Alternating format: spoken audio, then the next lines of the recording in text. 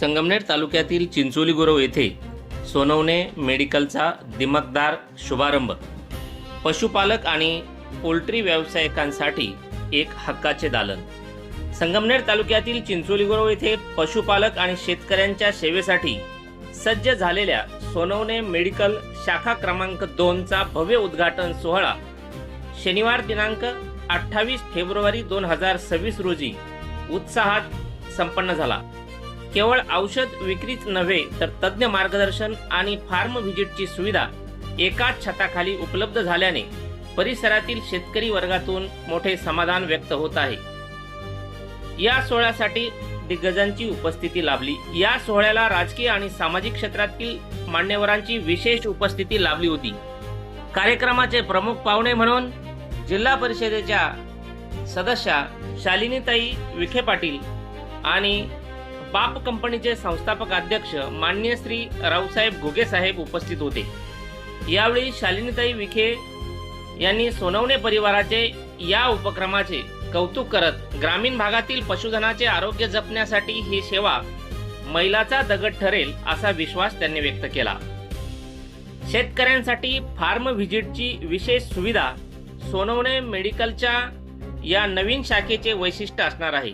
तेथे केवळ औषध मिळणार नाही तर पोल्ट्री व्यावसायिकांसाठी पोल्ट्री सर्व्हिसेस आणि फार्म व्हिजिट म्हणजे थेट फार्मवर जाऊन तपासणी करणे ही महत्त्वाची सेवा उपलब्ध करून देण्यात आली आहे.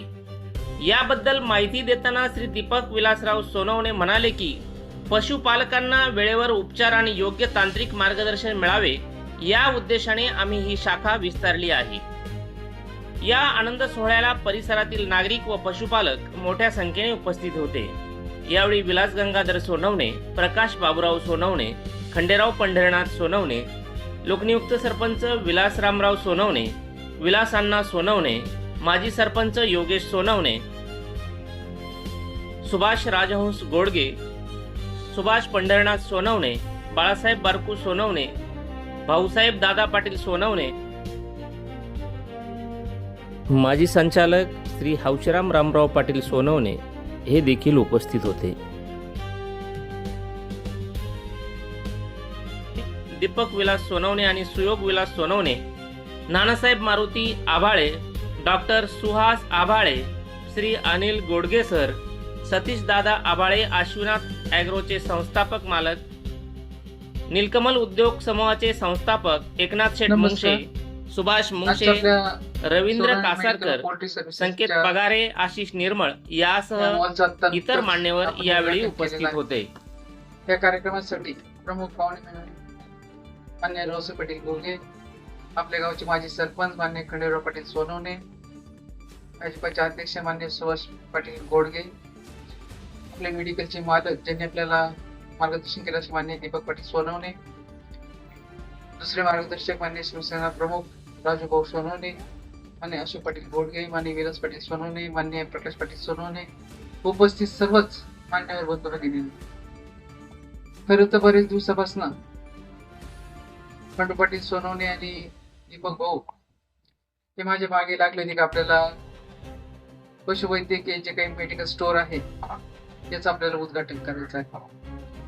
परंतु वेळे अभावी थोडस उशीर होत चाललेला होता आणि आज सुद्धा सकाळपासून खरं तर कार्यक्रम दररोज आमचे 8 वाजेपासून सुरू होतात, रात्री म्हणजे सकाळी 8 ते रात्री 11 वाजेपर्यंत. मग त्यांना म्हटलं की आज मी सकाळी येऊन जाते 9:30 ला आणि सकाळी पण मला 8 वाजता लोणीला कार्यक्रम होता. ग्रंथ उत्सव जे आहे ग्रंथ उत्सव त्याचं उद्घाटन ते करून इकडे आलेला.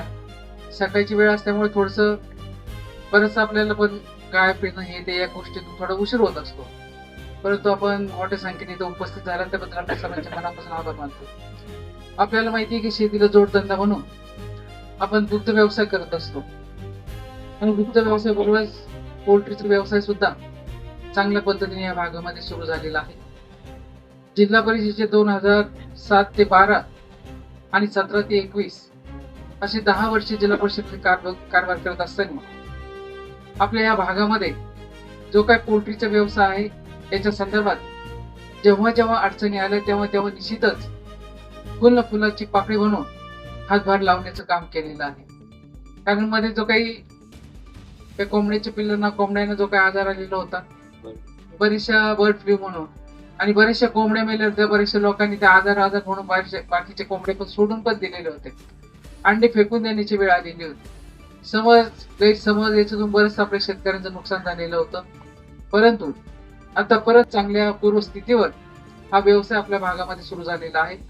कारण नॉनव्हेज खाणारे लोकही भरपूर असतात आणि शहरामध्ये त्या पोल्ट्री फार्मच्या दृष्टीने जर विचार केला तर चांगल्या पद्धतीने ही मागणी आहे. आणि दीपक भाऊ आणि त्यांचे सर्व सहकारी चांगल्या पद्धतीने आपल्या ग्रामीण भागामध्ये त्या पोल्ट्रीच्या संदर्भात आपल्याला मार्गदर्शन करत असतात. हे मार्गदर्शन करत असताना आमच्या बचत गटाच्या महिलांनी सुद्धा चांगल्या पद्धतीने हे पोल्ट्रीचे व्यवसाय सुरू केलेले आहे. आणि त्याच्यामुळं त्या महिलांचे स्वतःचे व्यवसाय तर चांगल्या पद्धतीने सुरू आहेच, परंतु मुलांच्या शिक्षणासाठी सुद्धा ह्या बचत गटाचा पैसा त्यांनी उपयोगी आणून मुलांना चांगलं स्वतःच्या पायावर उभं केलेलं आहे. ज्या ज्या अडचणी येतात त्या त्या ठिकाणी आमच्या महिला खंबीरपणे उभे राहतात. आज हे पोल्ट्री बरोबरच आपल्या ह्या भागामध्ये आपल्याला पाण्याचा प्रश्न निर्माण झालेला होता आणि वेळोवेळी आपले ग्रामस्थ निश्चितच तिकडे येऊन जी काही भेट घेत होते. कारण चिंचोली गुराचा माझा संबंध काय आजचा नाही. कैलासवासी रामराव पाटील सोनवणे असते त्यांच्या काळापासून कायमच येणं जाणं नातेसंबंध असल्यामुळे हे सर्व इकडच्या परिसराचा मला चांगला म्हणजे अनुभव आहे. आणि शेवटी राजकारण हे तेवढ्या पुरतं तेवढं असतं. मी नेहमी सांगत असते की विखे पाटील परिवार हा राजकारणी नसून समाजकारणी आहे आणि समाजकारणापेक्षाही वारकरी संप्रदायाचे विचार घेऊन जे काही काम करण्याची प्रेरणा आम्हाला मिळते, त्याच्यामुळे आम्ही चांगल्या पद्धतीने सर्वसामान्य जनतेचे आशीर्वाद घेऊन आपण हे काम करत असतो. आज आपल्या तळेगावचा असेल, चिंचोली गुराचा पाण्याचा प्रश्न असेल, त्याच्यामध्ये सुद्धा वैयक्तिक पद्धतीने लक्ष घालून आपला हा भाग बागायती कसा होईल या दृष्टीने आपण प्रयत्न करतोय. आतापर्यंत नामदार विखे पाटलांकडे जे जे खाते आलेले आहेत त्या खात्याचा उपयोग सर्वसामान्य जनतेसाठी आपण केलेला आहे. तो राजकारण सोडून सर्वसामान्य जनतेचे जे प्रश्न आहे, अडीअडचणी आहे, हे सोडवण्यासाठी आपण निश्चितच प्रयत्न केलेला आहे.